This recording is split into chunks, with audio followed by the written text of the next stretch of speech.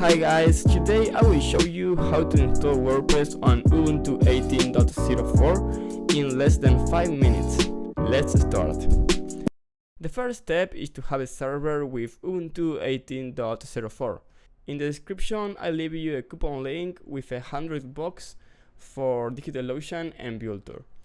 Once you have a server with Ubuntu 18.04 and the DNS of your domain pointing to the IP of the server, log into the console. Now we're going to install EasyEngine. EasyEngine is a tool to install WordPress on Ubuntu easily. To do this, you have to enter this command that I'll leave you in the description. This command is to install EasyEngine.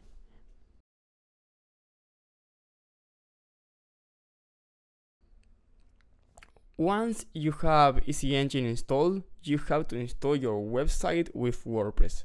For that, you must enter this command and replace example.com with your domain. Letencrypt is the free SSL certificate for your site.